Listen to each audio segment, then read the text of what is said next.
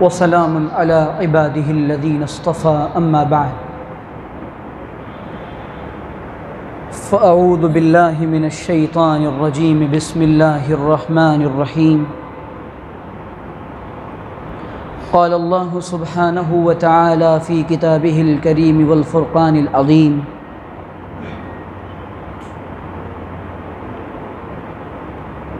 قل هذه سبيلي أدعو إلى الله على بصيرة أنا ومن اتبعني سبحان الله وما أنا من المشركين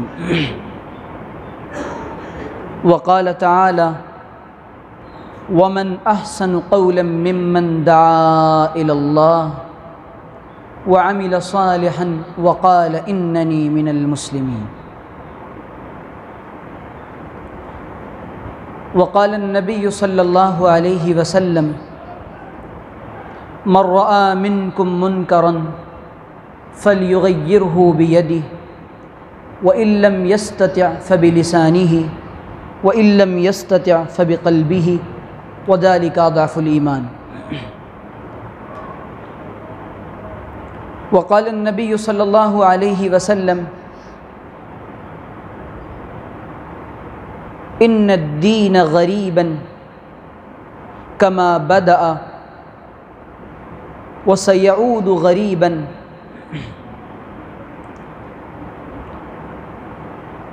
قال عليه الصلاة والسلام طوبى للغرباء قيل من الغرباء يا رسول الله قال من يحيون سنتي ويعلمونها رواه البيهقي سبحان ربك رب العزة عما يصفون وسلام على المرسلين والحمد لله رب العالمين اللهم صل على سيدنا محمد وعلى آل محمد في أول كلامنا وأوسط كلامنا وآخر كلامنا۔ جو ساتھی دور دور بیٹھے ہوئے ہیں ذرا مل کر قریب آ کر بیٹھ جائیں۔ قریب آ کر بیٹھیں گے دل ملیں گے۔ مل کر بیٹھنا، جڑ کر بیٹھنا یہ حضرات صحابہ کی سنت ہے۔ اس سے پتہ چلتا ہے کہ انسان علم کا محتاج ہے اور کچھ سیکھنا چاہتا ہے۔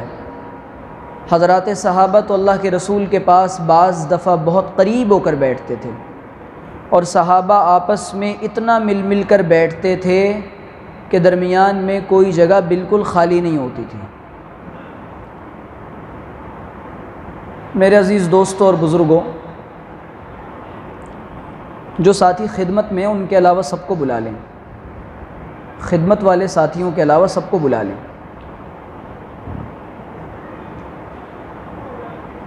آپ کے سورج شہر میں بندے کی آمد ہر 2-3 مہینے پر ہوتی رہتی ہے۔ آپ کے مسجد کے ساتھیوں نے تقاضا رکھا تھا بھائی اعجاز وغیرہ سے کہ دعوت و تبلیغ کی نسبت پر آپ لوگوں سے کچھ باتیں عرض کی جائیں۔ اسی سلسلے میں ہم حاضر ہوئے ہیں کہ انشاءاللہ دعوت و تبلیغ کی نسبت پر چند باتیں عرض کی جائیں گی۔ اللہ تعالیٰ سے دعا ہے کہ اللہ تعالیٰ مجھے صحیح طرح سے بات کرنے کی، ہم سب کو عمل کی نیت سے سننے اور سمجھنے کی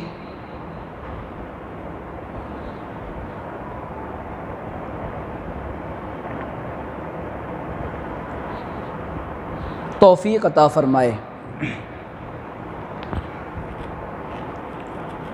عمل سے زندگی بنتی ہے جنت بھی جہنم بھی، عمل سے زندگی بنتی ہے جنت بھی جہنم بھی، یہ خاکی اپنی فطرت پہ نہ نوری ہے نہ ناری ہے۔ انسان دنیا میں نیک اعمال کرنے کے لیے بھیجا گیا ہے۔ یہ اور بات ہے اور بدبختی ہے ہماری کہ ہم نیک اعمال نہیں کر کے اعمال بد کرتے ہیں۔ لیکن اللہ تعالیٰ نے انسان کو بنیادی طور پہ اپنی عبادت کے لیے بنایا ہے اور اپنی بندگی کے لیے بنایا ہے۔ دنیا کے اندر اللہ تعالیٰ نے جب انسان کو بنایا، حضرت آدم علی نبینا و علیہ الصلاۃ والسلام کو،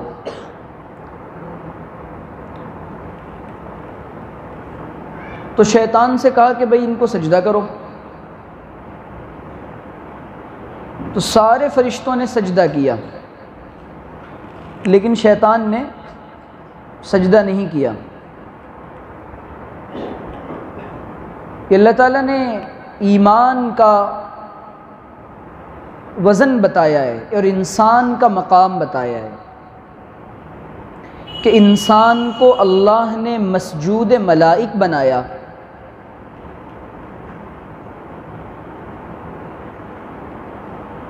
لیکن انسان دنیا میں آیا، اس نے ایک کام کیا کہ جس خدا نے مجھے زمین پر بھیجا ہے، سارے کے سارے بندے اور سارے انسان دنیا میں اس خدا سے جڑ جائیں۔ یہ کام سب سے پہلے حضرت آدم علیہ الصلاۃ والسلام نے کیا۔ جو اولادیں ہوتی رہیں، نبی کا کام ہوتا ہے کہ وہ اللہ تعالیٰ سے بندوں کو جوڑے۔ حضرت آدم کے بعد حضرت شیس، اس کے بعد ان کی اولادیں، سلسلہ چلتا رہا۔ انسانیت پھیلتی رہی، بکھرتی رہی، بڑھتی رہی، لوگوں کی تعداد بڑھنے لگی۔ اب جب انسان بڑھے، نیک لوگ بڑھے، تو نیک لوگ مرنا بھی شروع ہوئے۔ شیطان نے پھر اپنا کام کرنا شروع کر دیا کہ نیک لوگ مرنے لگیں، تم ان کو پکارو، ان کی عبادت کرو، ان کو بلاؤ، ان کی یاد کرنے کے لیے مجسمہ بناؤ، مورتی بناؤ۔ انسانوں نے پھر کیا کیا کہ اپنے جس نے پیدا کیا تھا، پیدا کرنے والے خالق اور مالک کو بھول کر اس کے غیر کی عبادت اور بندگی شروع کر دی اور اس سے اپنی مرادیں مانگنے لگے۔ پھر انبیاء آئے اور تمام نبیوں نے یہی دعوت دی کہ اللہ ایک ہے اور اللہ کو ایک مانو اور اپنی حاجتیں اسی اللہ سے کہو اور اپنے دل کا حال اسی اللہ سے بیان کرو، اور حاجتوں کا پورا کرنے والا، رزق کا دینے والا، بارش کا برسانے والا وہ خدا ہے، ایک خدا ہے۔ سارے انبیاء کی دعوت کا بنیادی مضمون یہی تھا۔ آخر میں اور جس قوم کے اندر جو بگاڑ ہوتا تھا، اللہ تعالیٰ اس قوم کے نبی کو اس قوم کے لیے دعوت کے ساتھ یہ بھی پیغام دلواتے تھے کہ یہ بگاڑ چھوڑ دو۔ جیسے حضرت شعیب کی قوم ہے تو وہ ناپ تول میں کمی کرتی ہے، تو حضرت شعیب سے اللہ تعالیٰ کہلواتا ہے وَأَوْفُوا الْكَيْلَ وَلَا تَبْخَسُوا الْمِيزَانَ، کہ پورا پورا تولو، تولنے میں کمی نہ کرو۔ دوسری کوئی قوم ہے حضرت لوط علیہ السلام کی، ان کی قوم بدفعلی میں پڑ گئی تو حضرت لوط کہتے ہیں کہ اس کام کو چھوڑ دو، یہ تمہاری شایہ نشان نہیں ہے۔ حضرت موسیٰ کی قوم، اس نے کوئی اور کام کیا تو حضرت موسیٰ وہ دعوت دیتے ہیں۔ پتہ یہ چلا کہ انبیاء کی دعوت کا بنیادی مقصد دو ہوتا ہے، ایک تو یہ کہ وہ اللہ تعالیٰ سے بندوں کو جوڑیں، اور دوسرے ان کے اندر جو اخلاقی اور معاشرتی بگاڑ پیدا ہوا ہے، اس اخلاقی اور معاشرتی بگاڑ کی اصلاح کی کوشش کریں۔ سارے انبیاء نے یہ دعوتیں دیں، آخر میں ہمارے اور آپ کے آقا سرور کونین صلی اللہ علیہ وسلم دنیا میں تشریف لائے۔ حضرت نبی پاک علیہ الصلاۃ والسلام کو جس سوسائٹی میں اور جس سماج میں بھیجا جا رہا ہے اس کو کہتے ہیں مکۃ المکرمہ۔ وہ جو سوسائٹی ہے اور وہ جو سماج ہے، جتنے انبیاء آئے تھے حضرت آدم سے لے کر حضرت عیسیٰ علیہ الصلاۃ والسلام تک، جن کے نام قرآن نے جن 25-26 انبیاء کے ذکر کیے ہیں اور احادیث میں جن انبیاء کے نام ہیں، ان تمام نبیوں کی قوموں میں مجموعی طور پہ جتنی برائیاں تھیں وہ ساری کی ساری برائیاں اور اس سے زیادہ برائی مکہ کے اندر رہنے والے کفار کے اندر تھی۔ ساری برائیاں اہل مکہ حضور کی آمد سے اور حضور کی نبوت کے اعلان سے پہلے تک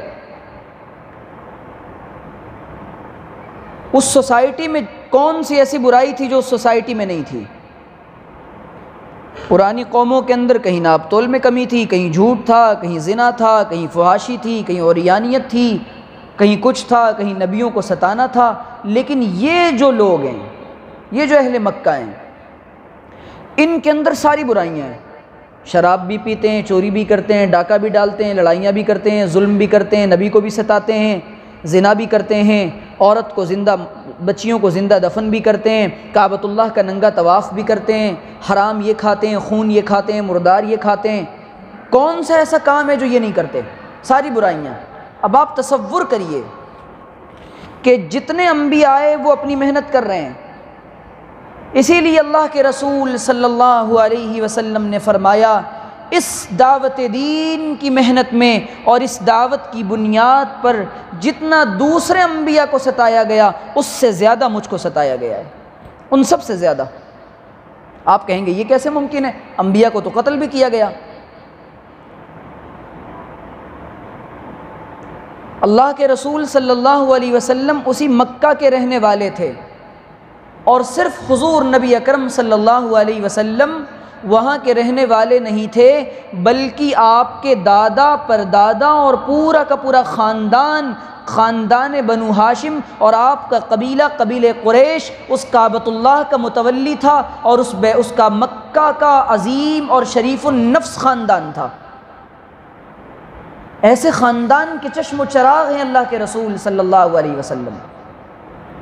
اب آپ تصور کریے اور 1400 سال پیچھے چلیے اور تاریخ کے جھروکوں میں جھانکیے اور آنکھ کو پلٹیے اور ذرا غور کریے کہ جب اللہ کے رسول نے اپنی قوم سے یہ کہا ہے،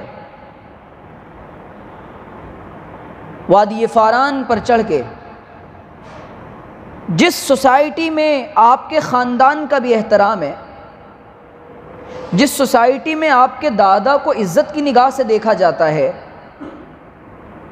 جس سوسائٹی میں آپ کے پردادا کا مقام ہے، جس سوسائٹی کے لوگ آپ کو خود امانت دار اور صادق کہہ رہے ہیں، اپنی امانتیں حضور کے پاس رکھوا رہے ہیں، مکے کے اندر سب سے زیادہ شریف نوجوان سمجھے جاتے ہیں، آپ کے پاس امانتیں رکھنا یہ لوگوں کے لیے شرف کی بات ہوتی تھی۔ حضور نبی اکرم صلی اللہ علیہ وسلم نے اس ماحول میں جب دعوت دی ہے، حضور کا خیال کیا ہوگا؟ حضور کا خیال یہی تھا کہ یہ میرے لوگ ہیں، یہ میرے دادا کو بھی مانتے ہیں، میرے قبیلے کو جانتے ہیں، میرے گھر والے قبیلوں کے سردار ہیں، ہماری سرداری چلی آ رہی ہے۔ اللہ کے رسول کی تو تمنا یہی ہوگی، آپ کا خیال تو یہی ہوگا نا۔ جب اللہ کے رسول صلی اللہ علیہ وسلم نے دعوت دی ہے اور آپ کو پیغام حق سنانے کے لیے نبوت کا اعلان کروایا گیا، حضور نبی اکرم صلی اللہ علیہ وسلم نے اپنے رشتہ داروں کو اور تمام اہل قریش کو جمع کیا ہے، تو جس ابو لہب نے آپ کی پیدائش پر باندی کو آزاد کیا تھا، وہی ابو لہب کہتا ہے تبا لک لہذا جمعتنا، اوہو بڑی ہلاکت ہے نعوذ باللہ محمد تیرے لیے صلی اللہ علیہ وسلم، اسی کام کے لیے جمع کیا تھا، یہی کہنے کے لیے۔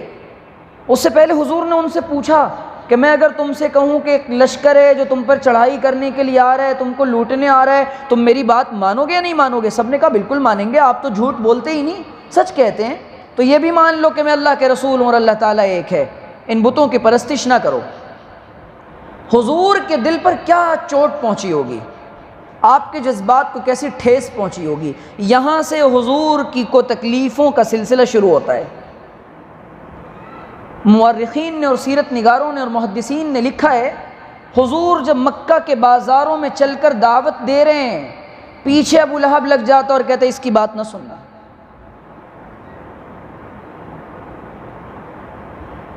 لیکن صداقت کا سکہ جم کر رہتا ہے اور سچائی کا پرچم لہراتا ہی ہے، اور سچائی لوگوں کو تسلیم کرنی پڑتی ہے۔ اللہ کے رسول علیہ الصلاۃ والسلام کو جن لوگوں نے دیکھا تھا، حضرت صدیق اکبر نے سب سے پہلے کہا، جو سفر کے ساتھی، حضر کے ساتھی، تجارت کے ساتھی، معاشرت کے ساتھی، حضور کے ساتھ رہنے والے، حضور کی جوانی کو دیکھا، بچپن کو دیکھا، صدیق اکبر رضی اللہ تعالیٰ عنہ نے آپ کی دعوت کو قبول کیا ہے۔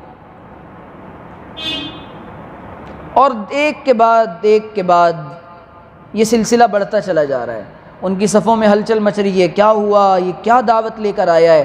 اور اس دعوت کو روکنے کے لیے کفار حضور کے پاس آتے ہیں، اہل مکہ آتے ہیں، اور جا کر ابو طالب سے کہتے ہیں کہ اپنے بھتیجے کو روک لو۔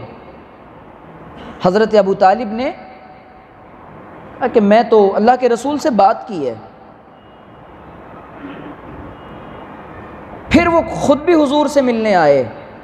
حضور سے جب ملنے کے لیے آئے ہیں تو حضور صلی اللہ علیہ وسلم سے ان کفار نے یہ کہا ہے، کفار مکہ نے، کہ اگر آپ کہیں اللہ کے رسول اے محمد تو ہم آپ کو اگر آپ سرداری چاہتے ہیں تو اپنا سردار ماننے کے لیے تیار ہیں، اگر آپ عرب کی خوبصورت سے خوبصورت ترین عورتیں چاہتے ہیں ہم آپ کو وہ دینے کے لیے تیار ہیں، خزانے چاہتے ہیں ہم آپ کو وہ دینے کے لیے تیار ہیں، بادشاہت چاہتے ہیں ہم آپ کو بادشاہ، جو چاہیں آپ کو ملے گا۔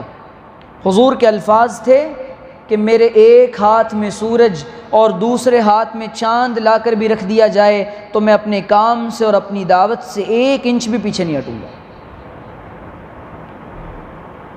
اور اس قدر ستایا ہے حضور کو، اس قدر ستایا ہے 13 سال مکی دور کے اندر۔ صرف بنیاد کیا تھی؟ بنیاد کیا تھی؟ کہ یہ جو دعوت لے کر آیا ہے، یہ پیغام جو لے کر آیا ہے، یہ ہمارے آبا اور اجداد کی عبادت سے اور ان کی پرستش سے اور ان کے مشن سے اور ان کے نظام سے اور ان کی پیروی سے اور ان کی اطاعت سے ہم کو ہٹانا چاہ رہا ہے۔ انہوں نے یہی کہا، ہم نے تو اپنے آبا اور اجداد کو اسی پر دیکھا ہے، جانتے سب ہیں لیکن مانیں گے نہیں۔ بالآخر جب انہوں نے 13 سال حضور کو ستایا اور ایسا ستایا ہے، وجہ صرف کیا ہے کہ دعوت کا کام چھوڑ دو۔ ان کے نزدیک اس سوسائٹی میں سب سے بڑا جرم یہ تھا، ایک اللہ کی عبادت نہیں کی جائے گی، 313 بت کعبۃ اللہ کی دیواروں پر رکھے ہوئے ہیں، اور ایسی عقلوں پر پٹی پڑی تھی کفر کی گندگی کی وجہ سے، اور ایسی گمراہیت میں تھی وہ قوم کہ بارش کا برسانے والا کوئی ہے، کھانا دینے والا کوئی ہے، اولاد کا دینے والا کوئی ہے، کپڑے دینے والا کوئی ہے، اور کوئی اور کام بنانے والا کوئی ہے، کام بگاڑنے والا کوئی ہے، الگ الگ بت بنا رکھے ہیں۔ اور حضور سے دشمنی کی جو بنیاد ہے، اور یہود پھر دشمن بنے حضور کے، اور ان کو تکلیف یہ ہو گئی کہ اب یہ تو بنی اسرائیل میں نبی آتا تھا، اب یہ بنو اسحاق میں نبی کہاں سے آ گیا؟ بنو اسماعیل میں نبی کہاں سے آ گیا؟ پھر انہوں نے کفار مکہ کا ساتھ دینا شروع کر دیا، اور ان کا حال یہ تھا کہ وہ کوشش یہ کر رہے تھے کہ حضور کو کسی طرح سے روک دیں، سارے حربے اپنا رہے ہیں، حضور کے ماننے والے بڑھتے چلے جا رہے ہیں۔ قرآن نے کہا وَلَن تَرْضَىٰ عَنْكَ الْيَهُودُ وَلَا النَّصَارَىٰ حَتَّىٰ تَتَّبِعَ مِلَّتَهُمْ قُلْ إِنَّ هُدَى اللَّهِ هُوَ الْهُدَىٰ وَلَئِنِ اتَّبَعْتَ أَهْوَاءَهُمْ بَعْدَ الَّذِي جَاءَكَ مِنَ الْعِلْمِ۔ کہ اللہ آپ یہ سمجھ رہے ہیں کہ یہ آپ سے راضی ہو جائیں گے، یہ آپ سے مان جائیں گے؟ نا نا نا نا، ان کے دل کی تمنا تو یہ ہے کہ یہ آپ ان کے جیسے بن جائیں، یہ جو کہیں آپ وہ کریں، یہ آپ سے اور آپ کے پیروکاروں سے اور آپ کے مسلمانوں سے یہ چاہتے ہیں ان کی پیروی کریں، آپ اللہ رسول کو چھوڑ دیں۔ آپ یہ کفار کی تمنا تھی، یہود کی تمنا تھی، نصارہ کی تمنا تھی، اور آج بھی ہے۔ ہم راضی کرنے پہ لگے ہوئے ہیں جن لوگوں کو، ہمیں نبی کا طریقہ نہیں پسند، نبی کی بول چال نہیں پسند، نبی کا چہرہ نہیں پسند، نبی کی کرہن سہن نہیں پسند، نبی کا کلچر، نبی کی تہذیب ہمیں نہیں پسند، ہم اس طرف لوٹنا چاہ رہے ہیں اور سوچتے ہیں کہ شاید وہ خوش ہو جائیں گے۔ اللہ کہہ رہا نہیں، اتنے پہ نہیں ہوں گے۔ حتیٰ تتبع ملتہم، جب تک آپ ان کی ملت اور مذہب اور مشرب اور مسلک کو پوری طرح نہ مان لیں تب تک یہ آپ سے راضی نہیں، اٹھا لیجئے، تب تک یہ آپ سے راضی نہیں ہوں گے۔ آ رہی ہے بات سمجھ میں؟ تو اب اللہ کے رسول علیہ الصلاۃ والسلام نے دعوت کا جب پیغام دیا ہے، لوگ آپ کے دشمن ہونے شروع ہو گئے، اور جب دعوت کا مشن اٹھے گا اور جب حق کی بات بولی جائے گی، حق بات کو جب بیان کیا جائے گا، تب اہل باطل دشمن بنیں گے، تب اہل باطل دشمن بنیں گے۔ کیوں؟ صحیح بات کا انسان مخالف ہو جاتا ہے، لوگ صحیح بات کو قبول کرنا نہیں چاہتے۔ بھائی کس کو پسند ہے؟ نوجوانوں سے کہو داڑھی رکھ لو کہ نہیں، پسند نہیں ہے، کپڑے چھوڑ دو، پسند نہیں ہے، نمازوں کے لیے آ جاؤ، ٹھیک ہے آتے ہیں، ٹائم نکالتے ہیں۔ انسان، ہم جس سوسائٹی کی طرف جا رہے ہیں اسی مکے کی غلیظ ترین سوسائٹی کی طرف جا رہے ہیں، جس کلچر اور تہذیب کو اور جس سوسائٹی کو حضور نے ختم کیا تھا، وہاں کے گندے نظام کو، اور پاکیزہ معاشرہ اور پاکیزہ سوسائٹی دی تھی۔ اگر یہ امت کہنا سننا چھوڑ دے، اگر یہ امت آپس میں دین کی بات کرنا چھوڑ دے، حضور نے فرمایا ان الدین غریبا کما بدأ وسيعود غریبا، یہ دین کیا ہو جائے گا؟ غریب ہو جائے گا۔ غریب سے کیا مراد؟ جیسے بالکل انجان کسی کے پاس ہوگا یہ دین، کمیاب ہو جائے گا جیسا کہ شروعات میں ہوا تھا، اور فرمایا کہ پھر یہ پلٹے گا بھی غریبوں میں، پلٹے گا بھی غریبوں میں۔ رقیبوں نے رپٹ لکھوائی ہے جا کے تھانے میں، اسی لیے اکبر الہ آبادی نے کہا تھا رقیبوں نے رپٹ لکھوائی ہے جا کے تھانے میں، کہ اکبر نام لیتا ہے خدا کا اس زمانے میں۔ اور حال یہ ہوگا کہ چند لوگ ہوں گے جو اللہ کا نام لینے والے ہوں گے۔ حضور سے صحابہ نے پوچھا قیل من الغرباء یا رسول اللہ، اے اللہ کے رسول وہ غرباء کون ہوں گے؟ آپ نے فرمایا یحیون سنتی ویعلمونہا، وہ ایسے لوگ ہوں گے جو میری سنت کو زندہ کرنے والے ہوں گے اور اس کو سکھانے والے بھی ہوں گے۔ اسی لیے آپ نے فرمایا کہ من تمسک سنتی عند فساد امتی فلہ اجرہ شہید، او کما قال علیہ السلام، جس نے میری ایک سنت کو میری امت کے بگاڑ اور فساد کے وقت میں زندہ کیا، اللہ تعالیٰ اس کو شہید کے برابر ثواب عطا فرمائے گا۔ اللہ تعالیٰ شہید کے برابر ثواب عطا کرے گا۔ یہ امت کے بگاڑ کا زمانہ ہے، یہ دلوں کے فساد کا زمانہ ہے، صحیح بات لوگوں کے دل پہ اثر نہیں کر رہی ہے۔ آج ہم جو تبلیغ کر رہے ہیں، جو دعوت دے رہے ہیں، اس دعوت کا بنیادی مقصد یہ ہے میری اپنی بھی اصلاح ہو جائے، اور ہم جہاں جائیں ہمارے اندر امت کا کڑھن اور فکر پیدا ہو جائے، ہمارے ذریعے سے لوگوں کی اصلاح ہو جائے۔ لیکن آج رہ گئی رسم اذاں، روح بلالی نہ رہی، فلسفہ رہ گیا تلقین غزالی نہ رہی۔ رہ گئی رسم اذاں، روح بلالی نہ رہی، فلسفہ رہ گیا تلقین غزالی نہ رہی۔ اب تو بس باتیں ہی باتیں ہیں۔ حضرت بلال کا جو درد تھا، حضرت بلال کی جو کڑھن تھی، حضرت بلال کا جو ایمان تھا، حضرت بلال کی جو فکر تھی، وہ ہماری فکر اور ہماری کڑھن نہیں ہے۔ ہماری فکر یہ ہے ہم ظاہر کو دین سمجھتے ہیں، ہمارا دل بنے یا نہ بنے، ہمارا ایمان بنے یا نہ بنے، ہمارا باطن بنے یا نہ بنے، ہمارا باطن نور ایمان سے منور ہو یا نہ ہو، ہمیں اس کی فکر نہیں ہے۔ حضرات صحابہ کا مزاج یہ تھا کہ حضرات صحابہ وہ دین کو سیکھتے بھی تھے اور دین کو سکھاتے بھی تھے، اور حضرات صحابہ کی فکر یہ تھی کہ پوری کی پوری انسانیت کو اللہ کا یہ پیغام کیسے پہنچایا جائے، پوری کی پوری۔ اور حضور نے فرمایا ہے کہ جو کوئی بات فَلْيُبَلِّغُ الشَّاهِدِ الْغَائِبِ أَلَا فَلْيُبَلِّغُ الشَّاهِدِ الْغَائِبِ، کہ خوب اچھی طرح سنو، تم میں سے جو موجود ہیں وہ غائبین تک پہنچا دیں۔ حضرات صحابہ حجۃ الوداع کے موقع پر اللہ کے رسول کے سامنے حضور علیہ الصلاۃ والسلام نے خطبہ دیا، خطبے میں پوچھا بھئی میں نے پہنچا دیا؟ الا هل بلغت هل بلغت هل بلغت، میں نے پہنچا دیا؟ صحابہ نے کہا آپ نے پہنچایا نہیں، حق بھی ادا کیا ہے۔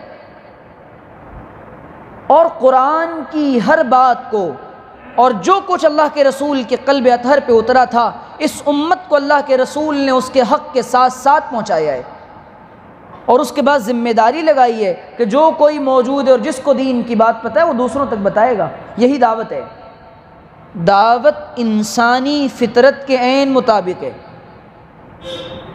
دعوت انسان کی فطرت ہے۔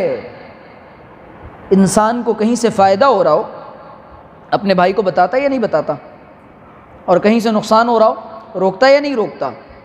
پتہ چل جائے کہ فلاں علاقے میں ڈاکو رہتے ہیں، نہ خود جائے گا نہ کسی کو جانے دے گا۔ پتہ چل جائے کہ فلاں علاقے میں جانے پر 2000 روپے ملتے ہیں، خود بھی جائے گا، بھائیوں کو بھی لے کر جائے گا۔ تو یہ انسانی فطرت اور انسان کا مزاج ہے، صحیح بات کی تبلیغ کرتا ہے اور حق بات سے کو بتاتا ہے اور غلط بات سے روکتا ہے۔ اور اللہ تعالیٰ نے قرآن کریم میں یہی کہا وَلْتَكُمْ مِنْكُمْ أُمَّةٌ يَدْعُونَ إِلَى الْخَيْرِ وَيَأْمُرُونَ بِالْمَعْرُوفِ وَيَنْهَوْنَ عَنِ الْمُنْكَرِ وَأُولَئِكَ هُمُ الْمُفْلِحُونَ۔ پکے حافظ بیٹھا کرو میرے قریب، کیا کہ اللہ تعالیٰ نے وَأُولَئِكَ هُمُ الْمُفْلِحُونَ، کہ تم میں ایک جماعت ایسی ہونی چاہیے، چند لوگ ایسے ہونے چاہیے جو انسانیت کو، لوگوں کو نفع کی طرف اور خیر کی طرف بلائیں اور برائی سے روکیں، اور وہی لوگ پورے کامیاب ہیں، اللہ کہہ رہا ہے۔ دوسری جگہ فرمایا کہ کنتم خیر امۃ اخرجت للناس تأمرون بالمعروف وتنہون عن المنکر وتؤمنون باللہ، کہ تم بہترین امت ہو جو انسانیت کی نفع رسانی کے لیے اس زمین پر تم کو برپا کیا گیا ہے، تم کو نکالا گیا ہے، تم بے مقصد نہیں دنیا میں آئے۔ اس امت کا کام کیا ہے؟ اس امت کا کام یہ غلط ہوگا تو روکا جائے گا، صحیح ہوگا تو اس کی تعریف کی جائے گی اور صحیح بات کو بولا جائے گا۔ یہ اس امت کا مشن ہے اور اس امت کا کام ہے۔ اس امت کو اللہ تعالیٰ نے امت دعوت بنایا ہے، خیر کی طرف بلایا جائے گا، یہ انسانی مزاج ہے، لیکن ہم نہیں کر رہے یہ کام۔ حضور نے مثال دی ہے کہ کشتی کے اندر 2 منزلیں ہوں اور کشتی میں کچھ لوگ سوار ہوں،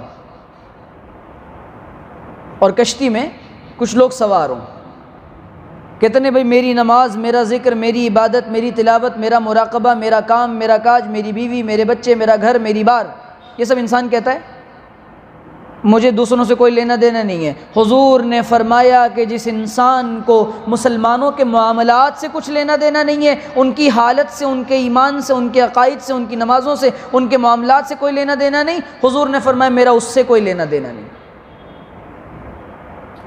میرا اس سے کوئی لینا دینا نہیں۔ آ رہی ہے بات سمجھ میں؟ تو مسلمان، اور حضور نے فرمایا کہ یہ مسلمان، دنیا کے اندر جتنے مسلمان ہیں یہ سارے کے سارے ایک جسم و جان کی طرح ہیں، کجسد واحد، اور فرمایا کہ جسم کا حال تو یہ ہے کہ ایک پارٹ میں اور ایک عضو میں تکلیف ہوتی ہے تو سارا کا سارا جسم شکایت کرتا ہے، پورا بدن کراہ جاتا ہے۔ تو امریکہ میں رہنے والا مسلمان انڈیا والے کی فکر کرے گا، انڈیا والا امریکہ والے کی فکر کرے گا۔ حضرت اقدس مولانا محمد الیاس صاحب کاندھلوی نور اللہ مرکزہ یہی فرمایا کرتے تھے، خنجر چلے کسی پہ تڑپتے ہیں ہم امیر، سارے جہاں کا درد سینے میں ہے ہمارے۔ یہ کام ہے اس امت کا۔ اللہ کے رسول کو ایک ہی فکر تھی، اس امت میں آنے والا ہر انسان وہ جہنم سے بچ کر جنت میں چلا جائے۔ فَمَنْ زُحْزِحَ عَنِ النَّارِ وَأُدْخِلَ الْجَنَّةَ فَقَدْ فَازَ، کہ جو انسان جہنم سے بچا لیا گیا اور جنت میں داخل کر دیا گیا، اس کو اللہ تعالیٰ کامیاب کرے گا۔ اور اصل کامیابی یہ ہے کہ جہنم سے بچ کر جنت میں چلا جائے۔ اس کی فکر کون کرے گا؟ تو حضور نے مثال دی ہے۔ کیا مثال دی ہے حضور نے؟ حضور نے مثال یہ دی ہے کہ ایک کشتی کے اندر کچھ لوگ سفر کر رہے ہوں، کچھ لوگ اوپر کے حصے میں ہوں، کچھ لوگ نیچے کے حصے میں ہوں۔ نیچے والوں کو جب پیاس لگتی ہے اور پانی کی ضرورت پڑتی ہے، اوپر چلے جاتے ہیں اور کہتے ہیں بھئی ہم کو پانی دے دو۔ اوپر والے کہیں کہ نہیں ہم پانی نہیں دیں گے۔ اوپر کشتی کے جو اوپری منزلہ ہے، اوپر والے کہ ہم آپ کو پانی نہیں دیں گے، ایک کام کرو نیچے سوراخ کر لو، پانی نکلتا رہے گا، پیتے رہنا، ضرورت کا استعمال کرتے رہنا۔ وہ یہ سوچیں یا کہہ دیں، یا نیچے والے سوچیں اوپر جانے کی تپلیق، اوپر جانے کی تپلیق نا، یہ تکلیف، حاضر رہیے، تکلیف بار بار کیوں اٹھانا، اسی میں سوراخ کر لیتے ہیں۔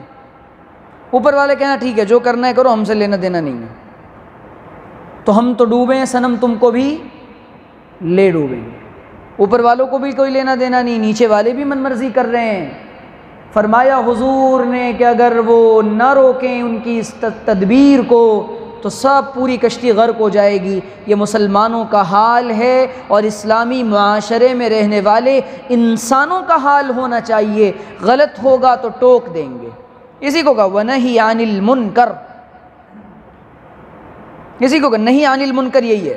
شراب مت پیو، چوری نہ کرو، ڈاکہ نہ ڈالو، زنا نہ کرو، غیبتیں نہ کرو، بہتان نہ لگاؤ ایک دوسرے پہ۔ جب تک یہ کام نہیں ہوگا امت کے اندر، اور حضور نے یہ بھی فرمایا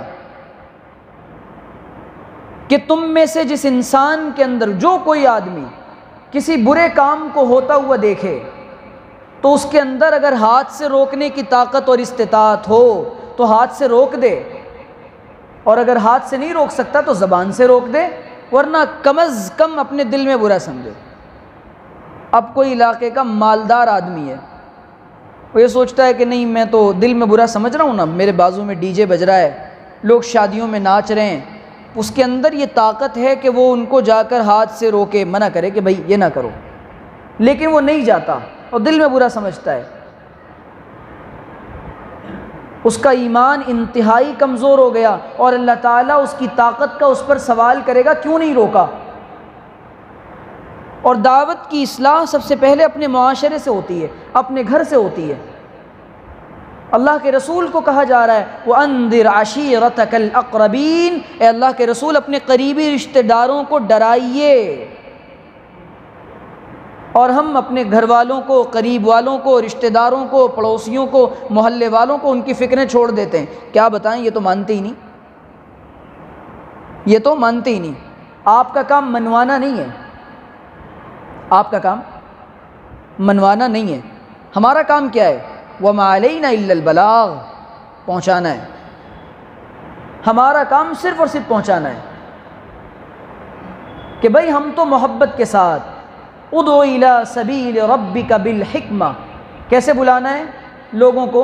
حکمت کے ساتھ، کہ بھائی پیار سے، محبت سے، اچھی اچھی باتیں کر کے، والموعظۃ الحسنہ۔ حضرت ابو طالب کو اللہ کے رسول نے دعوت دی، حضرت ابو طالب نے قبول کیا۔ زندگی میں کتنی بار دی ہوگی؟ بہت بار، ایسے ہزاروں لوگ ہیں۔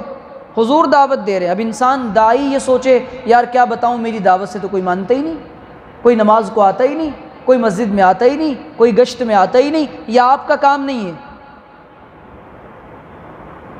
اللہ کے رسول پریشان ہو رہے ہیں، قرآن حضور کو تسلی دے رہا ہے، انک لا تہدی من احببت ولکن اللہ یہدی من یشاء۔ اے اللہ کے رسول، ہدایت آپ نہیں دے سکتے، اللہ جس سے محبت کرتا ہے، جس کو چاہتا ہے ہدایت دیتا ہے۔ یہ فکریں آپ چھوڑ دیجئے۔ ہمارا کام ہے ہم تو دعوت دیں گے، تو اس امت کا کام کیا ہے؟ آپس میں کہنا سننا، وَذَكِّرْ فَإِنَّ الذِّكْرَىٰ تَنفَعُ الْمُؤْمِنِينَ، نصیحت کیجئے، نصیحت کا کرنا ایمان والوں کو نفع دے گا۔ اور اپنے گھر سے لے کر، علاقے سے لے کر، دوستوں سے لے کر سب کی فکر کرنی ہے، پوری انسانیت کے لیے دعا کرنی ہے۔ شروعات اپنے علاقے سے، اپنے گھر سے کرنی ہے۔ اللہ کے رسول صلی اللہ علیہ وسلم نے مکے میں یہی کیا۔ اور داعی اپنے آپ کو کیسا بنائے گا؟ اعلیٰ اخلاق کا حامل، کہ اس کی زبان اور اس کے عمل میں یکسانیت ہوگی۔ اور جب وہ دعوت دے گا، ہم حضرات اللہ کے رسول صلی اللہ علیہ وسلم دعوت دیتے تھے، راتوں کو روتے تھے ان کی ہدایت کے لیے۔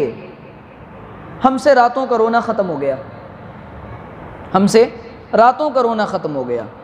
تو یہ جس طریقے سے انسان کو دنیا کے اندر ہر کام کو سیکھنا پڑتا ہے، سمجھنا پڑتا ہے، یہ جو فضا چلی ہے اور یہ جو کام ہے تبلیغ کا، ہمارے اکابر نے جو یہ محنت شروع کی تھی، جب حضرت مولانا محمد الیاس صاحب کاندھلوی رحمۃ اللہ علیہ نے، اللہ ان کی قبر کو نور سے منور کر دے، کروڑوں رحمتیں نازل فرمائے، حضرت نے جب دیکھا، اصل میں ان کے والد صاحب رحمۃ اللہ علیہ نے میوات کی بستیوں کا جو حال دیکھا، وہ قوم شمس الدین التمش نے کے زمانے سے اس قوم کا نام ملتا ہے، بڑی چڑھائیاں ہوئی تھیں ان پر، اور انتہائی پستی کا شکار تھی وہ قوم۔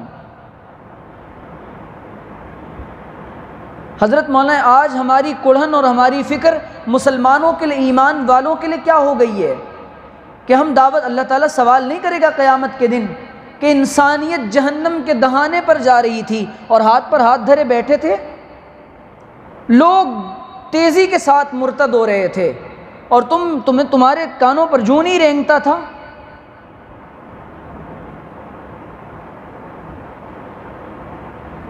یہ کب ہوگا؟ جب وہ کڑھن اور وہ فکر، حضور کے بارے میں روایات میں آتا ہے اللہ کے رسول علیہ الصلاۃ والسلام کا سینہ مبارکہ اس طرح ابلتا تھا جیسے ہنڈیا میں پانی ابل رہا ہوتا تھا۔ اور راوی کہتے ہیں کہ حضور علیہ الصلاۃ والسلام کا معاملہ یہ تھا، متواصل الاحزان لیست لہ راحہ، حضور پر مستقل غم سوار ہوتا تھا، متواصل الاحزان، مستقل غمگین ہوتے تھے، کس لیے؟ اس امت کے لیے، اور کوئی راحت نہیں ہوتی تھی حضور کو۔ ایک ایک کے پاس حضور 70 مرتبہ گئے، سینکڑوں مرتبہ گئے، بس کیا کہہ رہے ہیں؟ مکے کے بازاروں میں حضور جا کے کہتے ہیں، قولوا یا ایھا الناس قولوا لا الہ الا اللہ تفلحوا، اے لوگو کلمہ پڑھ لو کامیاب ہو جاؤ گے، اے لوگو کلمہ پڑھ لو کامیاب ہو جاؤ گے۔ لیکن ہمیں نہ اپنی فکر ہے، نہ اپنے دوستوں کی فکر ہے، نہ اپنے رشتہ داروں کے اور پڑوسیوں کی فکر ہے، کیسے معاشرہ سدھرے گا؟ اور ہم، حضور نے جو تہذیب ہمیں دی ہے، حضرات صحابہ نے حضور کی ایسی اتباع کی ہے کہ آنے والی دنیا، رہتی دنیا تک، قیامت تک ویسی مثال دنیا میں نہیں آ سکتی۔ اور یہ ہمیں بتایا ہے حضور کے صحابہ نے کہ ہم وہ لوگ ہیں کہ جن کو کوئی جانتا نہیں تھا، پہچانتا نہیں تھا، لڑائیاں کرنے والے، جھگڑے کرنے والے، جب حضور کے دامن سے وابستہ ہوئے، حضور کی زندگی کو اپنی زندگی میں ہم نے اتارا ہے، اور جب حضور جیسے بننے کی کوشش کی ہے، تو دنیا نے ہمیں اپنا امام مانا ہے اور دنیا کے خزانے ہمارے قدموں میں پڑے ہیں۔ اور جب حضور کے صحابہ کے قدموں میں دنیا کے خزانے پڑے ہیں، حضور کے صحابہ نے لات مار دیا اور فرمایا کہ اسی کو تو چھوڑ کر اللہ کے رسول کا دامن تھاما تھا۔ گھسٹتی ہوئی دنیا پیچھے آ رہی ہے۔ حضرت سراقہ ہجرت کے موقع پر اللہ کے رسول کا پیچھا کر رہے ہیں، حضور نے فرمایا، سراقہ کیا تجھے یہ پسند ہے کہ تیرے ہاتھوں میں قیصر کے کنگن ہوں؟ میں تجھ کو لکھ کے دیتا ہوں، کہ حضور پھر لکھ دیجئے۔ زمانے نے دیکھا اور دنیا نے دیکھا کہ حضور کے صحابہ نے جب اپنے اندر صفات پیدا کی تھیں، حضور کے صحابہ نے جب دین کی دعوت کا جذبہ پیدا کیا تھا، تو حضور کے صحابہ جس طرف نکل گئے ہیں، اللہ تعالیٰ نے زمین کو، آسمان کو، چرندوں کو، پرندوں کو، درندوں کو، درختوں کو، ذرات کو، حشرات الارض کو اور دنیا کے تمام نظام کو ان کے تابع کر دیا تھا کہ جو دنیا کے اندر محمد کا غلام ہو جاتا ہے، ساری دنیا اس کو اپنا امام بنا لیتی ہے۔ ہم محمد رسول اللہ کی غلامی میں نہیں آ رہے ہیں۔ علامہ اقبال نے کہا تھا، لندن گئے اقبال، اور اقبال نے کہا تھا کہ دنیا جس طرف اور مغربیت کی طرف اور ویسٹرنائزیشن کی طرف اور مغربی تہذیب کی طرف جو انسانیت کو کھینچ رہی ہے، میں قسم کھا کے کہہ سکتا ہوں کہ لندن میں رہنے کے بعد اور یورپین کنٹریز کو گھومنے کے بعد 1 منٹ کے لیے بھی میرا دل لندن کی طرف نہ گیا، 1 منٹ کے لیے بھی میں مغرب زدہ نہیں بن سکا۔ اقبال صبح کو قرآن پڑھتا ہے، رات کو تہجد پڑھتا ہے، اس کو معلوم تھا کہ یہ سب فریب اور دھوکہ ہے جو دنیا دے رہی ہے، اور اقبال نے اپنی زبان میں کہا، خیرہ نہ کر سکا مجھے جلوے دانش فرنگ۔ جو تمہیں نظر آ رہا ہے نا، یہ لائٹیں، یہ فیم، یہ گلیمر، یہ ڈسکو کا کلچر، یہ راتیں جو تمہیں صبح کی طرح نظر آ رہی ہیں، یہ سب کا سب دھوکہ ہے۔ اقبال کہتا ہے، خیرہ نہ کر سکا مجھے جلوے دانش فرنگ، میری آنکھ کا سرمہ ہے خاک مدینہ و نجف۔ اوہو، یہ جو مدینے کی خاک ہے نا اور نجف کی جو خاک ہے، میں اس کو اپنی آنکھوں میں بسا چکا ہوں اور اپنے دل میں بسا چکا ہوں۔ اب مجھے یہ رنگینی اور یہ بری تہذیب مجھے اپنا دیوانہ نہیں بنا سکتی۔ میں محمد رسول اللہ کا غلام بن چکا ہوں اور میں مدینے کا دیوانہ بن چکا ہوں۔ اس مدینے کے معاشرے کی طرف یہ امت جب جائے گی اور اس دین کی طرف جب امت آئے گی، آج ہم نہ دعوت دے رہے ہیں اور نہ دعوت کو قبول کر رہے ہیں، حق بات قبول نہیں کی جا رہی ہم سے۔ مسجدیں ویران ہیں، مسجدیں ویران ہیں، کیوں؟ کہنا سننا چھوڑ دیا اس امت نے، نمازوں کے لیے نہیں بول رہا ہے۔ صبح صبح فجر میں جاتا ہے، جوان بیٹا گھر میں سویا ہوا ہے، اس کو چادر اڑا کے جا رہا ہے، ٹھنڈ لگ رہی ہوگی، خود تو چلا جنت کے راستے اور بیٹے کو جہنم کی آگ میں جھلسنے کے لیے چھوڑ دیا۔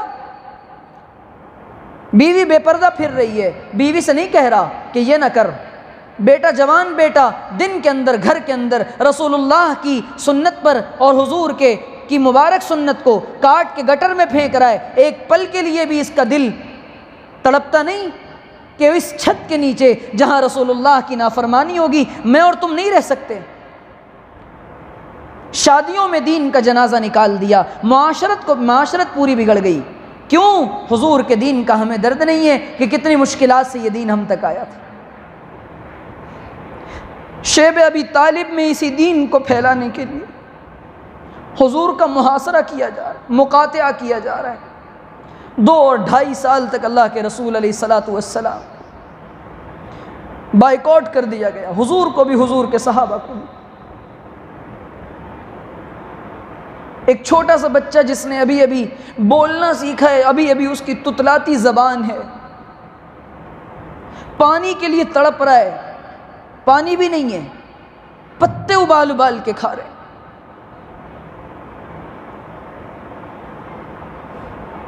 عقیل کہتا ہے اپنی اماں سے، اماں پانی تو پلا دو، پانی تو پلا دو۔ شیب ابی طالب، ہمیں نہیں معلوم وہ منظر کہ اللہ کے رسول کو ماں کہتی ہے بیٹا پانی کے لیے تڑپ رہا ہے، اور تڑپتے تڑپتے وہیں مر جاتا ہے اور دم توڑ دیتا ہے۔ ہمیں نہیں معلوم حضور کا وہ مبارک بدن اور وہ مبارک چہرہ جس کو قرآن والضحیٰ کہہ رہا ہے، اس چہرے پر تھوکا جا رہا ہے۔ وہ زلفیں جس کو قرآن واللیل اذا سجا کہہ رہا ہے، ان بالوں کو پکڑ کر کھینچا جا رہا ہے۔ وہ جسم اطہر جس کے بارے میں قرآن کہہ رہا ہے وَوَضَعْنَا عَنْكَ وِزْرَكَ، اس زمین کو، اس جسم اطہر کو زمین پر دھکیلا جا رہا ہے اور گلے میں پھندا ڈال کر کھینچا جا رہا ہے۔ ہم بھول گئے نبی کی قربانیوں کو، یہ امت قربانی سے بنی تھی اور حضور نے اپنے صحابہ کو یہ درس دیا تھا۔ راتوں کو اٹھ کر رو رہے ہیں اللہ کے رسول، اور حال یہ تھا کہ راتوں کو جا رہے ہیں۔ ابو جہل کہتا ہے آج جو میرے دروازے پر آئے گا گھٹا ٹوپ اندھیرا چھایا ہوا ہے، ہوائیں تیز چل رہی ہیں، تیز طوفانی بارش ہو رہی ہے۔ اللہ کے رسول علیہ الصلاۃ والسلام نے جا کر دروازہ کھٹکھٹایا، کون؟ کہا چچا محمد آیا ہے، اور اندر اندر یہ کہہ رہا اپنی بیوی سے آج جو بھی آئے گا، جو کچھ مانگے گا میں اس کو دے دوں گا۔ اللہ کے رسول کہتے ہیں چچا بس کلمہ پڑھ لے، چچا بس کلمہ پڑھ لے۔ کیا بیتی ہوگی حضور، راتوں کو حضور مصلی پہ رو رہے ہیں، اے اللہ عمر کو ہدایت دے دے، ہشام بن عمر کو دے ہدایت دے دے، یا حضرت عمر بن خطاب کو ہدایت دے دے، ان دونوں میں سے اللہ ایک کو ہدایت۔ دعائیں کر رہے ہیں اللہ فلاں کو ہدایت دے دے، اللہ فلاں قبیلے کو ہدایت دے دے، اللہ فلاں قوم کو ہدایت دے دے۔ راتوں کو دعا کر رہے ہیں، حضرات صحابہ دعا کر رہے ہیں، اور دعاؤں اس امت نے اور ہمارے ساتھیوں نے دعاؤں میں بڑا کم وقت لگایا ہے۔ ہماری دعوت بے اثر کیوں ہو گئی؟ کیونکہ ہم نے دعائیں مانگنی چھوڑ دی۔ ہماری زبان بے اثر کیوں ہو گئی؟ ہم اللہ سے نہیں مانگتے کہ اللہ ہدایت کے بول، اور زبان پر تاثیر آپ دیتے ہیں، اس لیے ہماری دعوت بے اثر ہو گئی۔ جب تک راتوں کو اٹھ کر ہم نہیں مانگیں گے انسانیت کی ہدایت کے لیے، حضرات انبیاء نے بھی مانگا، نبی علیہ السلام نے بھی مانگا، حضور کے صحابہ نے بھی مانگا، حضرات تابعین نے بھی مانگا، اور ہمارے اکابر نے بھی راتوں کو اٹھ کر مانگا ہے۔ افریقہ کے جنگلوں میں حضرت شیخ الحدیث مولانا محمد زکریا صاحب نور اللہ مرقدہ گئے، اور وہاں پر حضرت نے کام کیا، وہاں پر حضرت نے کام کیا۔ جاؤ افریقہ کے ان جنگلات میں بنے ہوئے مراکز سے پوچھو، وہ مرکز اور وہاں کی مسجدیں بتائیں گی کہ حضرت شیخ الحدیث کی آہیں یہاں دفن ہیں، حضرت کے آنسو یہاں وہاں پکار کر کہیں گے۔ حضرت مولانا الیاس صاحب نور اللہ مرقدہ، آخری وقت ہے حضرت کا، حضرت مولانا منظور نعمانی رحمۃ اللہ علیہ ملاقات کے لیے پہنچے، کہا حضرت بڑے کمزور ہو گئے ہیں، بڑے کمزور ہو گئے، اتنی فکر کیوں کرتے ہیں؟ کیا اس اللہ کے بندے کے دل میں کڑھن تھی؟ حضرت نے فرمایا منظور اگر یہ فکر تو بھی لے لے تو میری فکر تھوڑی ہو جائے، تھوڑی فکر تو کر لے، تھوڑی فکر میں کر لوں۔ حضرت کا جب انتقال ہوا ہے تو حضرت کی والدہ نے کہا میرا بیٹا الیاس آج چین کی نیند سویا ہے۔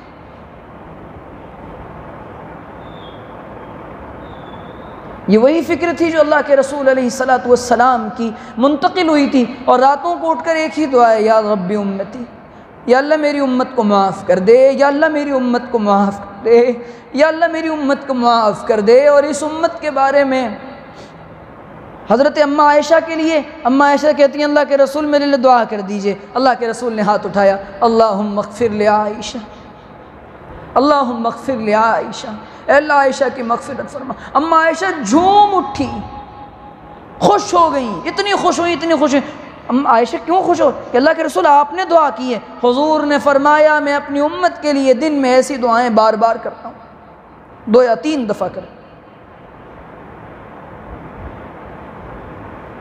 میرے عزیزو، یہ جو حضور کی فکریں ہمیں ملی ہے، فکر یہ ہے کہ ساری انسانیت، یہ جو کام ہے نا، یہ کھیل تماشا نہیں ہے، یہ ایک کڑھن کا نام ہے، یہ ایک درد کا نام ہے، یہ ایک فکر کا نام ہے، یہ ایک تحریک کا نام ہے، یہ انسانیت کو جہنم سے بچا کر جنت تک لے جانے کی کوشش کا نام ہے، یہ تماشا نہیں ہے۔ حضرت نے فرمایا تھا جب یہ کام اپنے اصولوں سے ہٹے گا اور قرآن و سنت کی بنیادیں سے ہٹے گا، یہ کام آوارہ گردی بن جائے گا، مسجدوں کے کھیل تماشے ہوں گے۔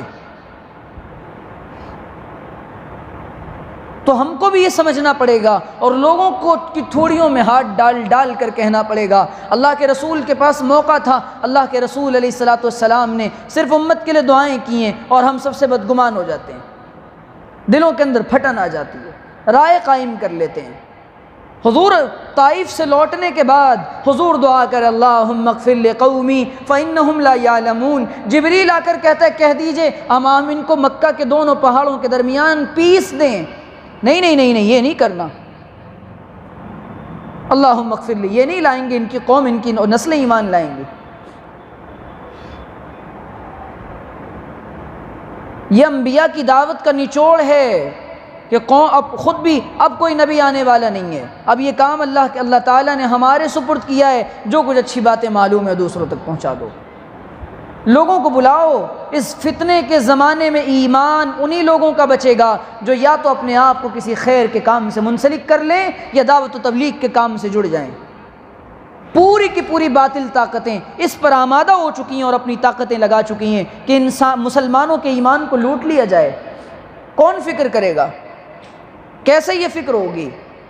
کیسے انسانیت جنت میں جائے گی؟ اس کے لیے دین کو سیکھنا پڑے گا، دین کو سمجھنا پڑے گا، علماء کی سرپرستی میں آنا پڑے گا۔ اسی لیے یہ دعوت و تبلیغ کا راستہ ہے۔ اب بتاؤ اس دین کو سیکھنے کے لیے اور اس دین پر عمل کرنے کی نیت سے کون کون اللہ کے راستے میں نکلے گا؟ تشکیل کرنے والا کوئی ہے کہ نہیں ہے؟ بتاؤ بھائی، ساتھی بتاؤ۔